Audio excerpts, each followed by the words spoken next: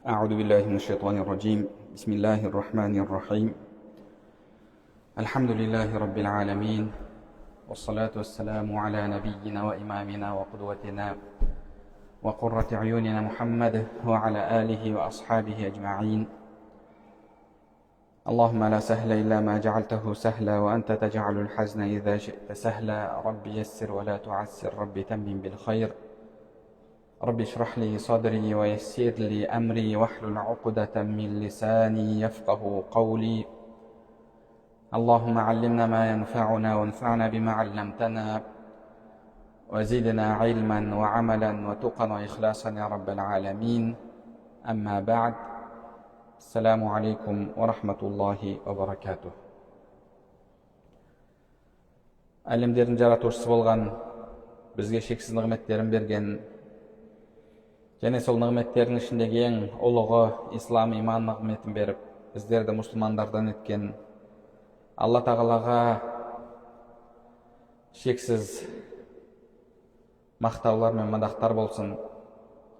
Алла тағаланың соңғы елшісі сүйікті пайғамбарымызға, оның отбасына, сахабаларына және сол кісілерге қияметке дейін ізгілік бергендерге Алла тағаланың салауат сәлемдері болсын.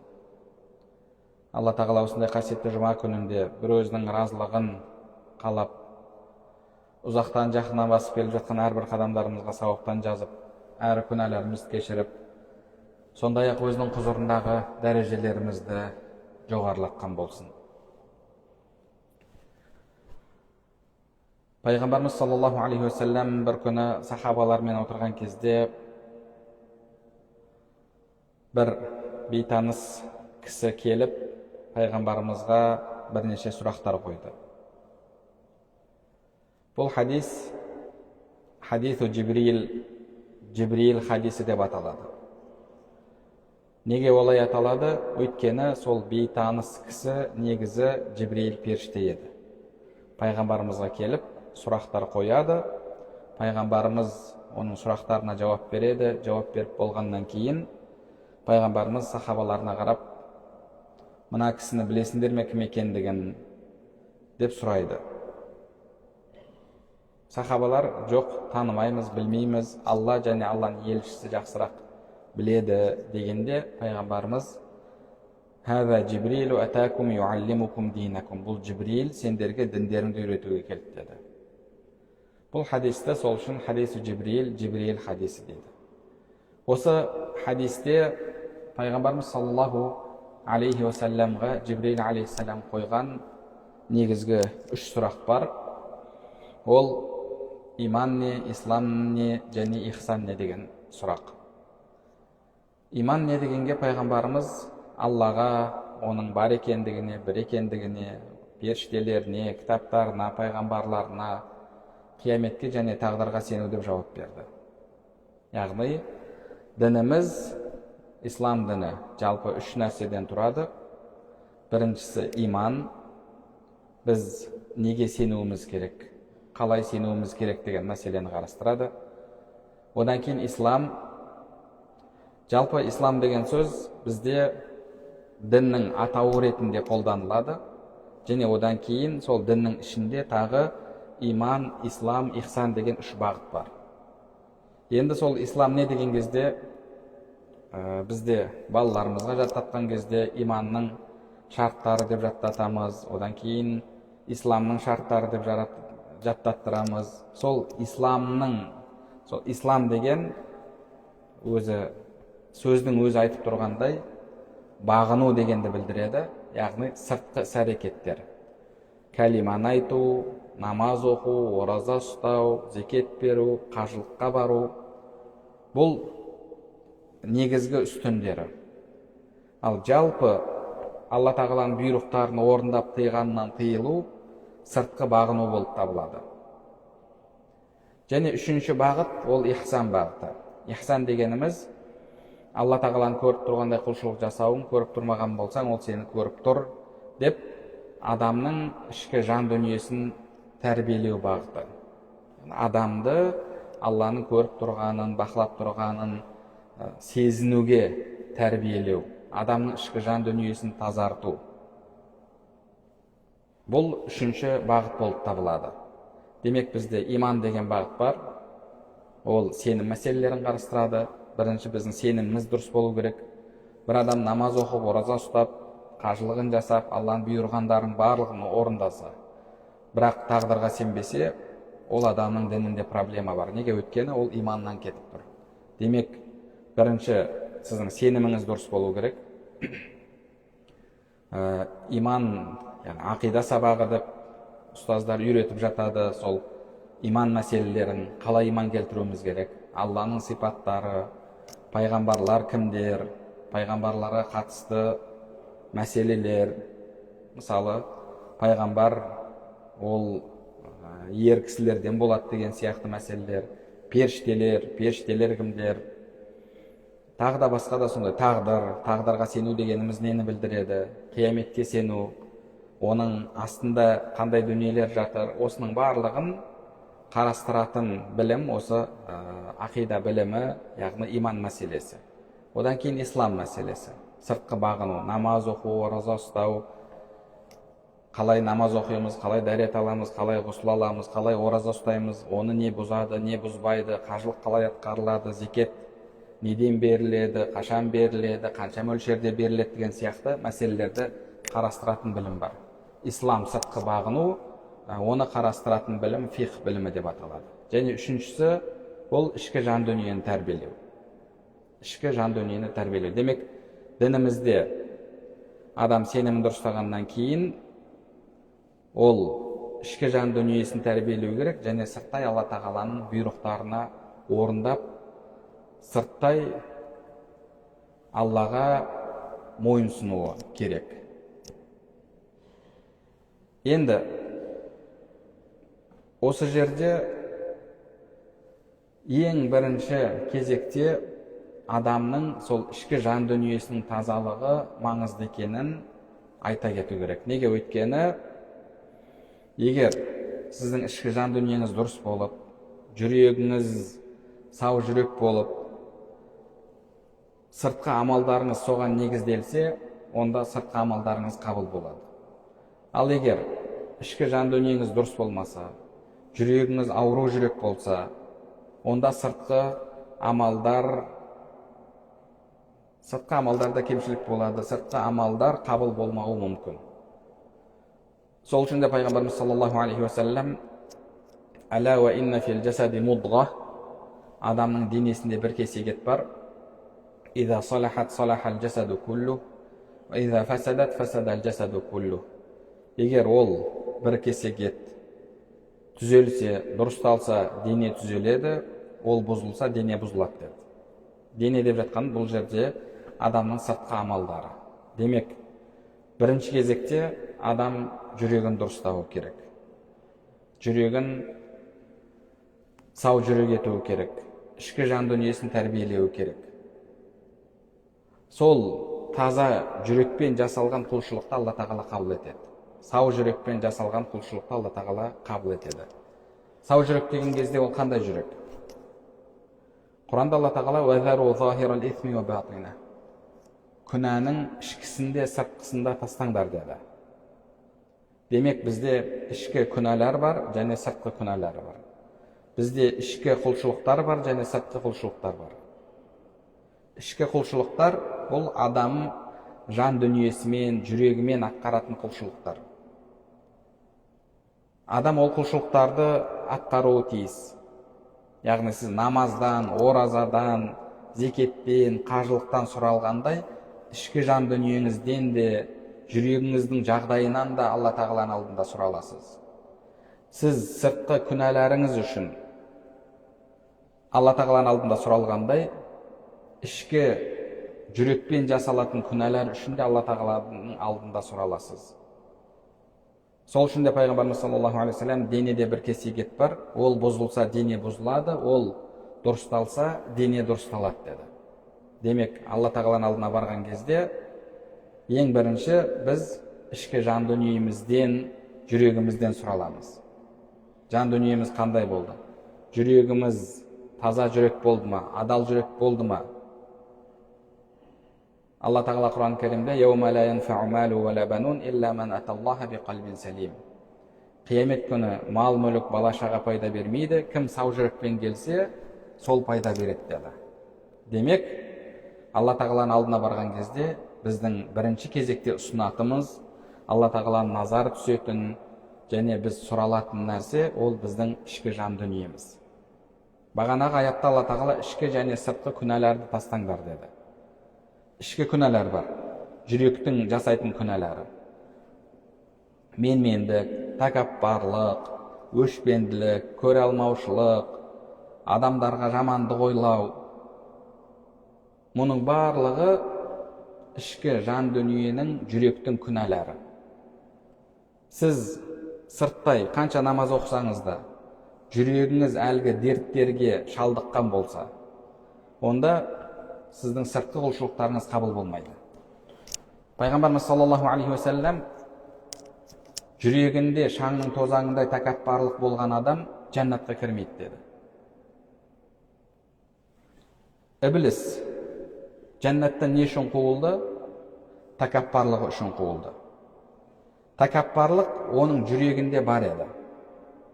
Тәкаппарлық сезімі, мен басқадан артықпын, мен басқадан абзалмын деген сезім, ой, пікір, сенім оның жүрегінде бар еді. Оның тәкаппарлық деген бұл жүректегі сезім. Ал енді Алла тағала періштелерге және солардың қатарында ібліске де, адам атаға тағзым етіңдер деген кезде, оның ішкі тәкаппарлығы Алланың бұйрығын орындамауда көрініс тапты. Яғни ол сол жерде тәкаппар болып кеткен жоқ. Тәкаппарлық оның жүрегінде бар еді. Сол тәкаппарлық Алла бұйырған кезде қарсылықпен көрініс тапты. Қарсылық ретінде көрініс тапты. Не деді? Ана хайрун мин. Мен одан қайырлымын, мен одан абзалмын деді. Адам атадан абзалмын мен. Кім ол адам ата деген? Мен оған сәжде жасайтындай деді. Қазір көбіміз айтамыз ғой, кім ол? Да кто он такой деп орысшалап кейбіреулер. Кім ол соншама деп біреуді менсінбеу. Бұл кімнің сөзі екен? Бұл сөздің негізгі авторы ібліс. Кім ол адам ата деген? Мен оған сәжде жасайтындай. Мен одан абзалмын деді. Демек, өзіңізді басқадан жоғары қою, өзіңізді басқадан артық көру, бұл іблістің сипаты. Іблістің сипаты. Сол үшін де Алла тағала бұйырған кезде Алланың бұйрығына қарсы шығуға әлгі ішкі сезім алып келді. Ішкі дерт соған алып келді. Пайғамбарымыз саллаллаху алейхи уассалам пайғамбар болып келген кезде де Құрайыштың бағанағы қазіргі заманауи тілмен айтқанда зиялылары, Құрайыштағы негізгі басшылары лаула унзила хазал Құр'ану аля раджули минал қариятайни азим. Неге бұл Құран бір жетімге түседі? Пәленше бар емес пе, түгенше бар емес пе? Яғни біздің деңгейіміздегі адам. Соған түскенде біз бағынар едік. Ал енді бір жетімге, бейшараға, кедейге түсіп тұр, біз оған қалай бағынамыз деп, олардың ішкі әлгі сезімі, тәкаппарлығы пайғамбарымызды қабылдауға кедергі болды. Сол үшін де адам ең бірінші кезекте ішкі жан дүниесін тәрбиелеу керек. Мысалы, ішкі жан дүниенің дертінің тағы бір мысалы. Құранда Алла тағала бізге түсірген сүре бар, күнде біз оны оқып, өзімізге дем салып ұйықтаймыз. Ихлас, Фалақ, Нас сүрелері. Сол жерде «Ва мин шарри хасидин иза хасад» деп біз оқимыз. Мағынасы Алла тағала көре алмаушының көре алмаушылығынан сақта деп Алладан жалбарынып сұраймыз. Көре алмайтын адам кім? Ол сіздің жетістігіңізге қуана алмайтын, сіздің қол жеткізген жақсылықтарыңызға қуана алмайтын, керісінше сізге жамандық келсе қуанатын адам. Демек ол жақсылығыңызға қайғырады, жамандығыңызға қуанады. Ол да кім сияқты? Ібліс сияқты. Неге? Өйткені ібліс мұсылман адамды көре алмайды. Мен осы адамның себебімен жәннаттан қуылдым деп. Адамға қандай бір жамандық келсе қуанады, жақсылық келсе қайғырады. Көре алмайтын адам да тура сондай. Біреудің қайғысына қайғыра алмайды, қуанышына қуана алмайды. Енді қараңыз, ол адам намаз оқып жүр, бірақ тәкаппар. Пайғамбарымыз тәкаппар адам жәннатқа кірмейді деді. Енді әлгі адам намаз оқып жүр, ораза ұстап жүр, бірақ ішінде көре алмаушылық дерті бар. Пайғамбарымыз саллаллаху алейхи вассалам көре алмаушылық отынды қалай күлге айналдырса, сенің сауап амалдарыңды, сауапты істеріңді солай күлге айналдырады деді. Көре алмаушылық, яғни әлгі сіздің ішкі дертіңіз, біреудің жақсылығына қуана алмау, жетістігіне қуана алмау, сол сіздің мына жақтан тапқан сауаптарыңыздың барлығын күлге айналдырып жібереді. Демек, ішкі күнәларды біз тастауымыз керек, жүректің күнәларын. Және ішкі құлшылықтарды орындауымыз керек бірінші кезекте. Ішкі құлшылық деген, яғни адамның жүрегіндегі адалдық, шынайылық, ықылас, кішіпейілділік, адамдарға жанашырлық, мұның барлығы жүректің құлшылықтары болып табылады. Сол үшін де Пайғамбарымыз саллаллаху алейхи вассалам денеде бір кесек ет бар, ол түзелсе дене түзеледі, ол бұзылса дене бұзылады деді. Яғни сіз Алланың алдына намазға тұрған кезде қандай жүрекпен тұрсыз? Сау жүрекпен тұрсыз ба, таза жүрекпен тұрсыз ба, адал жүрекпен тұрсыз ба? Немесе менмендікке, сараңдыққа, тәкаппарлыққа, көре алмаушылыққа толып қойған жүрекпен тұрсыз ба? Соған қарай сіздің құлшылықтарыңыз қабыл болады, немесе кері қайтарылады. Пайғамбарымыз саллаллаху алейхи вассалам өзінің тағы бір хадисінде «Инналлаха та'ала ла янзуру иля суарикум ва аджсамикум». Алла тағала сендердің сыртқы келбеттеріңе, бейнелеріңе, бет әлпеттеріңе және дене бітімдеріңе қарамайды деді. Оны берген Алла тағаланың өзі. «Валакин янзуру иля кулубикум ва а'маликум». Алла тағала сендердің жүректеріңе және амалдарыңа қарайды деді. Сіз түріңізден сұралмайсыз, өйткені түрді Алла тағала берді, сіз оны өзгерте алмайсыз. Ал енді Алла тағала сізге берген және сіз оны тәрбиелей алатын, өзгерте алатын нәрсе бар, ол сіздің жүрегіңіз және амалдарыңыз. Алла тағала, пайғамбарымыз айтып жатыр, адамның жүрегіне және амалдарына қарайды деп жатыр. Демек, Алланың бірінші назары түсетін жер ол сіздің жүрегіңіз. Ол сіздің жүрегіңіз. Алла тағалаға ертең ең бірінші ұсынатын нәрсеңіз ол сіздің жүрегіңіз. Егер сол сау жүрекпен құлшылық жасасаңыз, Алла тағала құлшылықтарыңызды қабыл етеді. Егер ауру жүрекпен жасасаңыз, Алла тағала сіздің құлшылықтарыңызды қабыл етпейді. Сол үшін де Алла тағала бірнеше аяттарда, Құранда адамның жүрегі жайында айтып кеткен. Бағанағы оқыған аятымызда Алла тағала не деді? «Яума ла янфау малу ва ла банун илля ман аталлаха биқалбин салим». Қиямет күні мал мүлік бала-шаға пайда бермейді. Кім сау жүрекпен келсе, оның сол сау жүрегі пайда береді деді. Демек, біз сыртқы әрекеттерімізге көңіл бөлгендей, ішкі жан дүниемізге де көңіл бөлуіміз керек. Біз намазды қалай оқып жатырмыз? Қолым қай жерде тұр? Рукуға қалай барамын? Рукуда қалай дұрыс тұрамын? Қалай рукудан көтерілемін? Сәждеге қалай барамын? Екі қол сәждеде қай жерде тұру керек? Ат-тахиятта қалай отырамын? Сәлемді қалай беремін? Деп осы нәрселерге көңіл бөлеміз. Неге? Өйткені ол маңызды. Намаздыңыздың қабыл болуына тікелей қатысы бар. Ал енді сіз сыртқы намаздың іс-әрекеттеріне көңіл бөлгендей, ішкі жағдайға да көңіл бөлуіңіз керек. Мен Құдайдың құзырында қандай жағдайда тұрмын? Тәнім мешітте, жаным қайда? Бұл тек қана тәннің намазы болып жатыр ма, немесе тән мен жанның намазы болып жатыр ма? Менің жүрегім қайда тұр?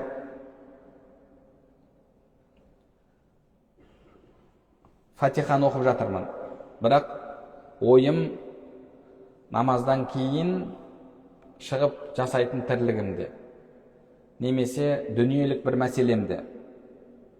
Ананы үйту керек еді, мынаны бүйту керек еді, ана жаққа ақша аудару керек, пәленшеден ақша алу керек. Егер сіз ойыңызда осы нәрселер болса, егер сіздің ойыңызда осы нәрселер болса намазда тұрғаныңызда, онда бұл тек қана тәннің намазы. Ғұламаларымыз айтады, екі адам қатар тұрып бірдей намаз оқиды деді. Қазір қанша адамбыз? Қазір тұрып барлығымыз жұманың бірінші 4 ракат сүннетін оқимыз, сосын 2 ракат парызын оқимыз, сосын тағы да 4 ракат сүннетін оқимыз. Оқитын ракаттарымыз бір, әрекеттеріміз бір. Бәріміз сол Фатиханы оқимыз.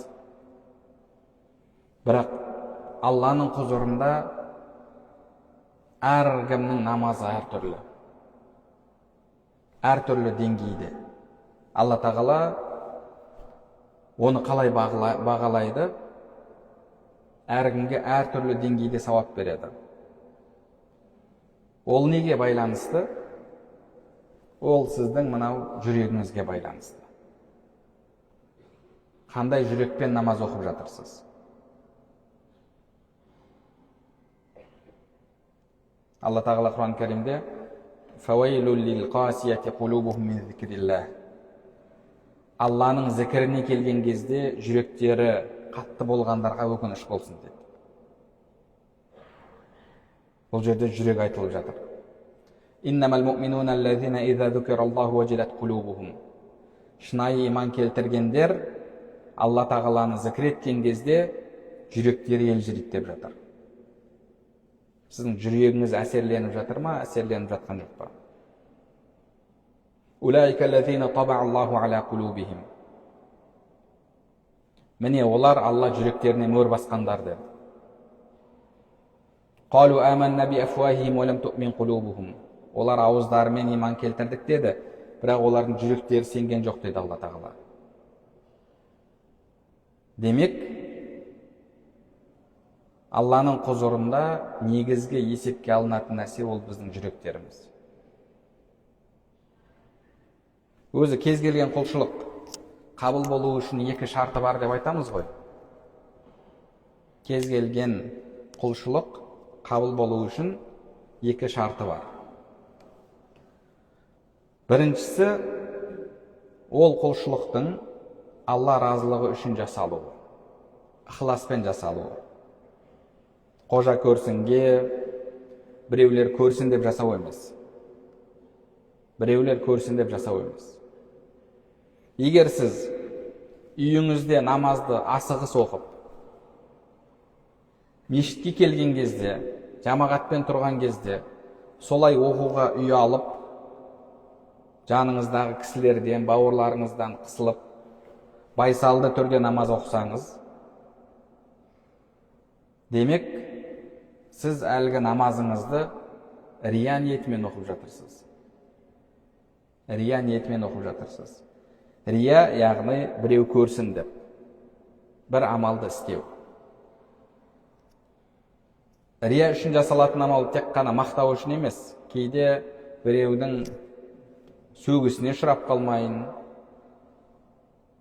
маған дұрыс емес қарап қалмасын деген сияқты оймен жасалады. Үйіңізде намазды тез-тез оқисыз, асығыс оқисыз. Үйіңізде сәлем бересте бірден тұрып кетесіз, артынан тәсбих айтпайсыз, зікір айтпайсыз, тұрып кете саласыз. Ал мешітке келген кезде сол нәрсені істеуге адамдардан қысылсаңыз, жамағаттан қысылсаңыз, демек сіздің әлгі іс-әрекетіңіз Алла разылығы үшін емес. وَمَا أُمِرُوا إِلَّا لِيَعْبُدُوا اللَّهَ مُخْلِصِينَ لَهُ الدِّينَ. Олар Алла тағалаға ықыласпен құлшылық жасауға бұйырылды деп.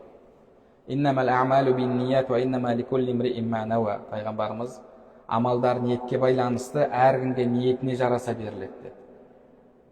Демек, бірінші кезекте есепке алынатын нәрсе құлшылықтың қабыл болуы үшін ол сіздің ішкі жан дүниеңіз. Ықылас, Алла разылығы үшін. Бұл ішкі сезім. Біз оны өлшей алмаймыз. Ол Аллаға мәлім, Аллаға аян. Біз біреудің намазының дұрыс емес екендігін сыртқы іс-әрекетімен бағалаймыз. Неге? Өйткені ол бізге көрініп тұрған нәрсе. Оған қолыңды дұрыс көтердің, қолыңды дұрыс байладың, рукуға дұрыс бардың, немесе бұрыс бардың, қате бардың деп айта аламыз. Демек, құлшылықтың қабыл болуының бірінші шарты әлгі құлшылықтың кез келген сауапты істің Алла разылығы үшін жасалуы. Адам үшін емес. Адам үшін емес. Кейде кейбіреулер бір істі істеп жатады. Кейіннен сұрасаңыз, немесе не үшін жасадың десе, мен пәленше разы болсын деп, немесе әкем разы болсын деп істедім деген сөзді айтып жатады. Негізі Алла разылығы үшін істеледі. Одан кейін, егер біреуге бір жақсылық істегіңіз келсе, мысалы, марқұм болған әкеңізге жасағыңыз келсе, ол істі Алла разылығы үшін жасайсыз, сауабын сол кісіге бағыштайсыз. Немесе сол кісінің атынан ниеттеніп Алла разылығы үшін істейсіз. Екінші шарты амалымыздың, құлшылығымыздың шариғатқа сай болуы. Мән ахдафа фи амрина хаза ма лайса минху фахуа рад. Пайғамбарымыз кім біздің дінге сай келмеген, діннен болмаған нәрсені енгізсе, өзіне кері қайтарылады, ол қабыл болмайды деді. Демек, намаз, мысалы, намаз, құлшылық. Оның қабыл болуының екі шарты бар. Біріншісі, ішкі жан дүниеге байланысты, жүрегіңізге байланысты жағы. Екіншісі, сыртқы іс-әрекеттер. Осы екеуі толық болған кезде сіздің құлшылығыңыз қабыл болады. Сол үшін де біз ішкі жан дүниемізге көңіл бөлуіміз керек. Жүрегіміздің жағдайына көңіл бөлуіміз керек. Жүрегіңізде менмендік жоқ па, тәкаппарлық жоқ па, жүрегіңізде кішіпейілділік бар ма, жүрегіңізде шүкіршілік бар ма, жүрегіңізде разылық бар ма?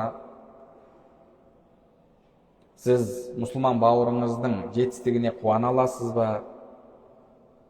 Өзіңізді басқалардан артық көріп тұрсыз ба?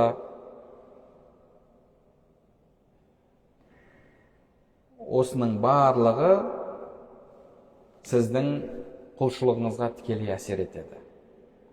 Пайғамбарымыз саллаллаху алейхи вассалам сол үшін де денеде бір кесек ет бар, ол түзелсе дене түзеледі деді. Яғни сіздің жүрегіңіз дұрыс болса, онда сыртқы іс-әрекеттеріңіз қабыл болады. Ал егер жүрегіңіз бұзылса, онда сыртқы іс-әрекеттеріңіз қабыл болмайды. Сол үшін де, иншалла, осы ішкі жан дүниемізге де көптеп көңіл бөлейік. Намазымызда, құлшылығымызда, Құран оқыған кезде де ол тек қана тілден Құран оқу болмау керек. Ділден Құран оқу болу керек. Қандай сезіммен оқып жатырсыз? Ықыласпен оқып жатырсыз ба? Алланы зікір еткен кезде де зікір бірінші жүректің зікірі, одан кейін тілдің зікірі болу керек. Намазыңызда тура сондай. Оразаңызда бірінші кезекте Алланың разылығы үшін. Демек, біз сыртқы іс-әрекеттерімізге, оның шариғатқа сай келуіне, келмеуіне қалай көңіл бөлсек, ішкі жан дүниемізге де тура солай көңіл бөлуіміз керек. Өйткені Алла тағаланың birinchi nazara түсетін жер, ертең мал мүлік бала шаға пайда бермейтін кезде ең бірінші пайда беретін нәрсе ол сіздің жүрегіңіз.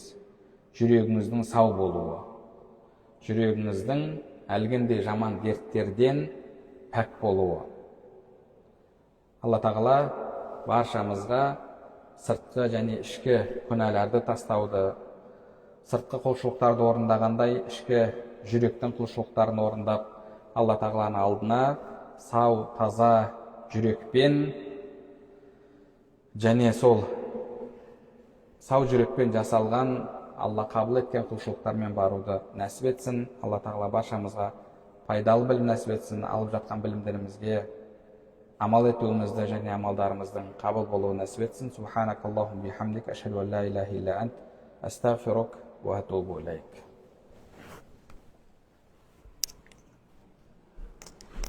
Allahu akbar, Allahu akbar,